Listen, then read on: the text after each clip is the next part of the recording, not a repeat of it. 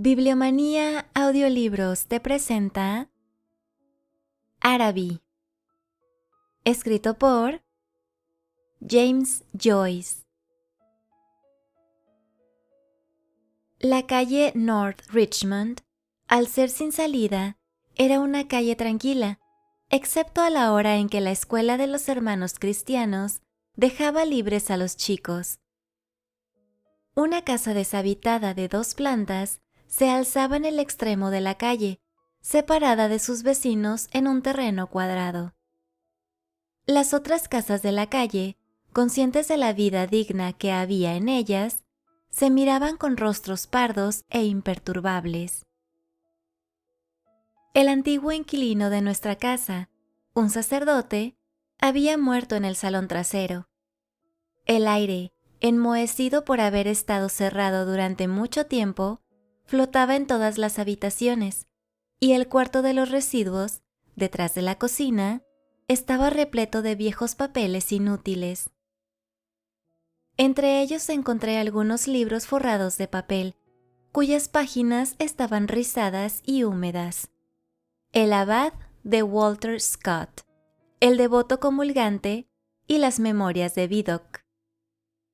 Me gustaba más el último porque sus hojas eran amarillas.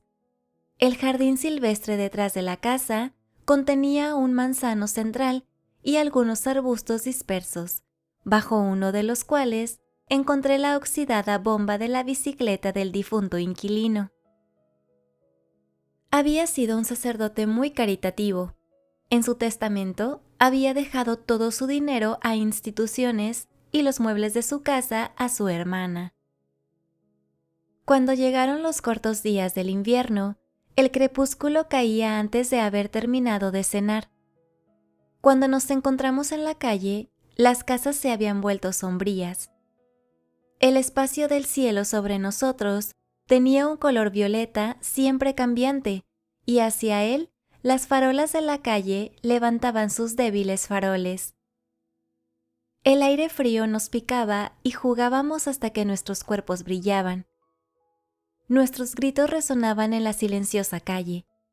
La carrera de nuestro juego nos llevaba a través de las oscuras callejuelas de barro detrás de las casas, donde corríamos el riesgo de las rudas tribus de las cabañas, a las puertas traseras de los oscuros jardines chorreantes donde surgían los olores de los ceniceros, a los oscuros establos olorosos donde un cochero alisaba y peinaba al caballo o sacudía la armonía de los arneses abrochados. Cuando volvíamos a la calle, la luz de las ventanas de la cocina había llenado los espacios. Si veían a mi tío doblar la esquina, nos escondíamos en la sombra hasta que lo veíamos bien alojado. O si la hermana de Mangan salía a la puerta para llamar a su hermano a tomar el té, la observábamos desde nuestra sombra mirando hacia arriba y hacia abajo de la calle. Esperábamos a ver si se quedaba o entraba, y, si se quedaba, dejábamos nuestra sombra y nos acercábamos a la escalera de Mangan con resignación. Ella nos esperaba, con su figura definida por la luz de la puerta entreabierta. Su hermano siempre se burlaba de ella antes de obedecer, y yo me quedaba junto a la barandilla mirándola. Su vestido se balanceaba al mover su cuerpo, y la suave cuerda de su pelo se agitaba de un lado a otro. Todas las mañanas me tumbaba en el suelo del salón delantero para observar su puerta. La persiana estaba bajada hasta 1 centímetro de la hoja para que no me vieran. Cuando salía a la puerta, mi corazón daba un salto. Corrí al vestíbulo, cogí mis libros y la seguí. No perdía de vista su figura morena, y cuando nos acercábamos al punto en que nuestros caminos se separaban, aceleraba el paso y la adelantaba. Esto sucedía mañana tras mañana. Nunca había hablado con ella, salvo unas pocas palabras casuales, y sin embargo, su nombre era como una llamada a toda mi tonta sangre. Su imagen me acompañaba incluso en los lugares más hostiles al romanticismo. Los sábados por la tarde, cuando mi tía iba a hacer la compra, yo tenía que ir a llevar algunos paquetes. Caminábamos por las calles bulliciosas, empujados por hombres borrachos y mujeres regateadoras. Entre las maldiciones de los jornaleros, las estridentes letanías de los tenderos que montaban guardia junto a los barriles de carrilleras de cerdo, los cánticos nasales de los cantantes callejeros que entonaban una venia sobre O'Donovan Rosa o una balada sobre los problemas de nuestra tierra natal. Estos ruidos convergían en una única sensación de vida para mí. Imaginé que llevaba mi cáliz a salvo a través de una multitud de enemigos. Su nombre brotaba en mis labios en extrañas oraciones y alabanzas que yo mismo no entendía. Mis ojos estaban a menudo llenos de lágrimas. No podía saber por qué, y a veces un torrente de mi corazón parecía derramarse en mi pecho. Pensaba poco en el futuro. No sabía si alguna vez le hablaría o no, o si le hablaba, ¿cómo podría contarle mi confusa adoración? Pero mi cuerpo era como un arpa, y sus palabras y gestos eran como dos dedos que corrían sobre los cables. Una noche entré en el salón trasero en el que había muerto el sacerdote. Era una noche oscura y lluviosa, y no se oía nada en la casa. A través de uno de los cristales rotos, oí la lluvia incidir en la tierra, las finas e incesantes agujas de agua jugando en los lechos empapados. Alguna lámpara lejana o ventana iluminada brillaba debajo de mí. Agradecí poder ver tan poco. Todos mis sentidos parecían desear velarse, y, sintiendo que estaba a punto de resbalar de ellos, apreté las palmas de mis manos hasta que temblaron, murmurando, «Oh amor», muchas veces. Por fin me habló. Cuando me dirigió las primeras palabras, me sentí tan confundido que no supe qué responder. Me preguntó si iba al bazar Arabi. Olvidé si había respondido que sí o que no. Era un bazar espléndido. Dijo que le encantaría ir. ¿Y por qué no puedes?, pregunté. Mientras hablaba, hizo girar una pulsera de plata alrededor de su muñeca. Dijo que no podía ir porque esa semana había un retiro en su convento. Su hermano y otros 2 chicos estaban peleándose por sus gorras y yo estaba solo en la barandilla.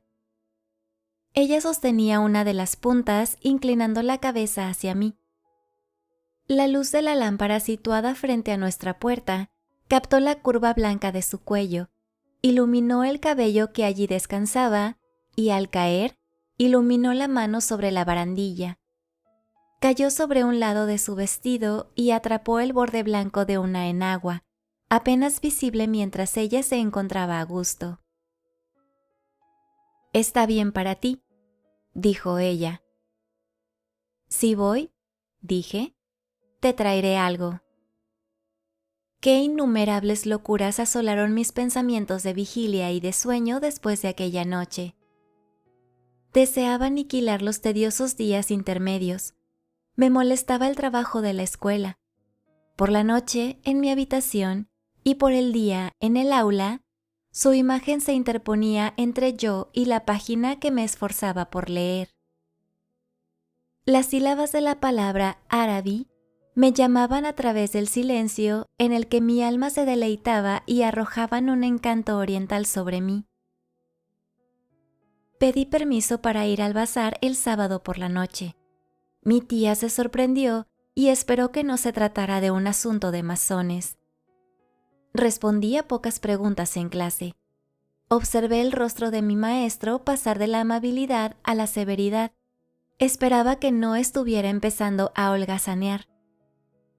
No podía reunir mis pensamientos errantes.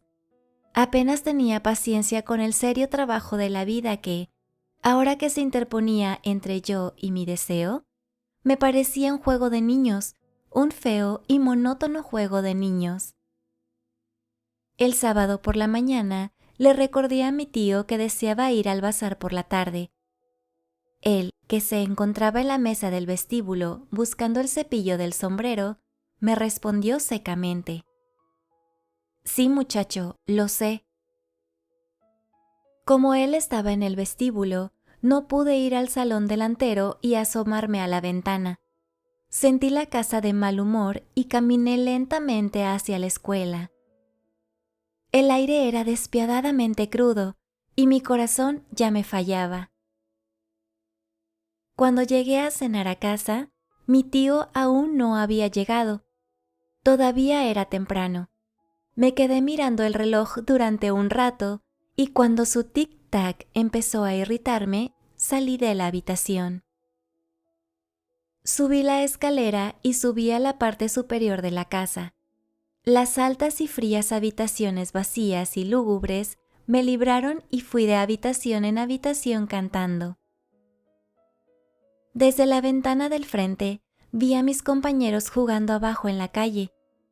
Sus gritos me llegaron debilitados e indistintos, y apoyando la frente en el fresco cristal, miré hacia la oscura casa donde ella vivía. Puede que me quedara allí durante una hora, sin ver nada más que la figura vestida de marrón que mi imaginación proyectaba, tocada discretamente por la luz de la lámpara en el cuello curvado, en la mano sobre la barandilla y en el borde debajo del vestido. Cuando volví a bajar, encontré a la señora Mercer sentada junto al fuego. Era una anciana charlatana, viuda de un prestamista, que coleccionaba sellos usados con algún propósito piadoso. Tuve que soportar los chismes de la mesa de té. La comida se prolongó más de una hora y mi tío seguía sin venir. La señora Mercer se levantó para irse. Lamentaba no poder esperar más, pero eran más de las 8 y no le gustaba estar fuera hasta tarde, ya que el aire nocturno le hacía mal. Cuando se hubo ido, empecé a caminar de un lado a otro de la habitación, apretando los puños.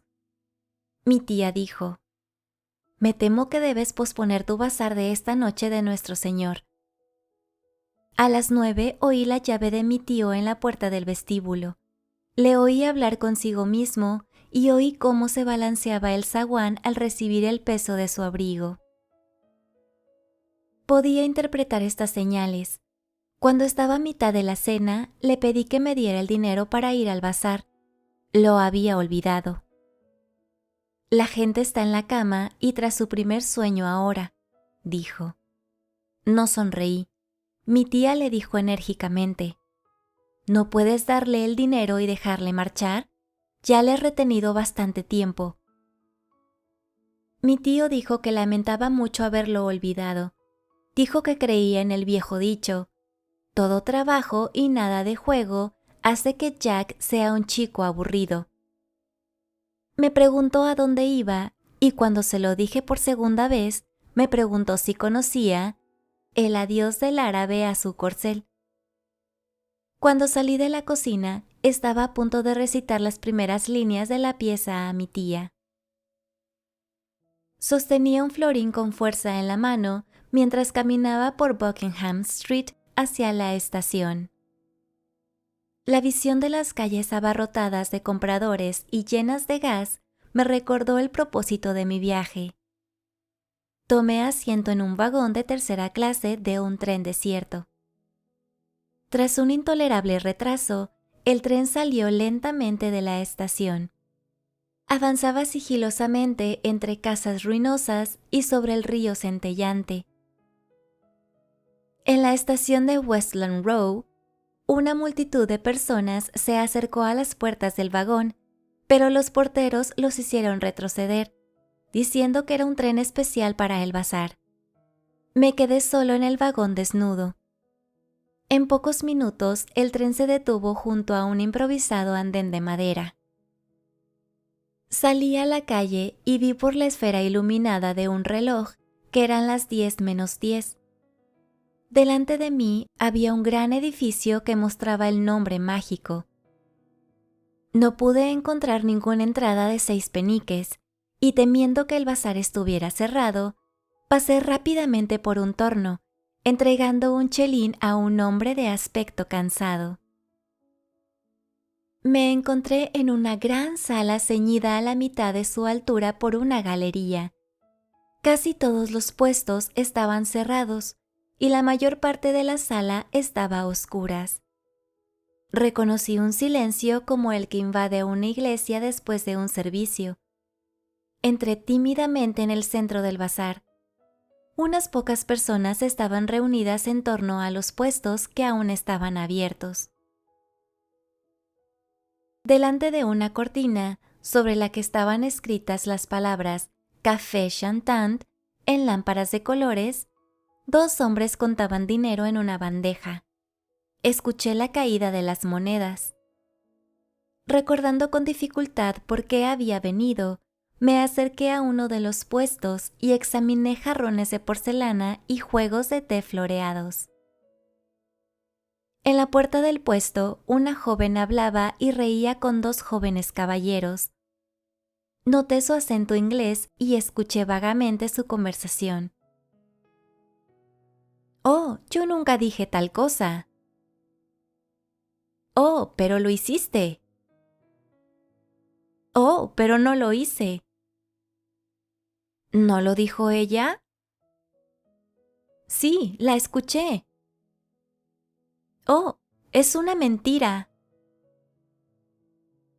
Al verme, la joven se acercó y me preguntó si quería comprar algo. El tono de su voz no era alentador, parecía que me hablaba por sentido del deber. Miré humildemente las grandes jarras que se alzaban como guardias orientales a ambos lados de la oscura entrada del puesto y murmuré: «No, gracias». La joven cambió la posición de uno de los jarrones y volvió con los dos jóvenes. Comenzaron a hablar del mismo tema. Una o dos veces la joven me miró por encima del hombro. Me quedé ante su puesto, aunque sabía que mi estancia era inútil para que mi interés por sus productos pareciera más real. Luego me alejé lentamente y caminé por el centro del bazar. Dejé que los 2 peniques cayeran sobre los 6 peniques de mi bolsillo. Oí una voz que decía, desde un extremo de la galería, que la luz se había apagado. La parte superior de la sala estaba ahora completamente a oscuras. Contemplando la oscuridad, me vi como una criatura impulsada y burlada por la vanidad, y mis ojos ardían de angustia y rabia. Fin. Si te ha gustado esta narración, suscríbete a este canal, regálanos un like y comenta. Hasta la próxima, audiolectores.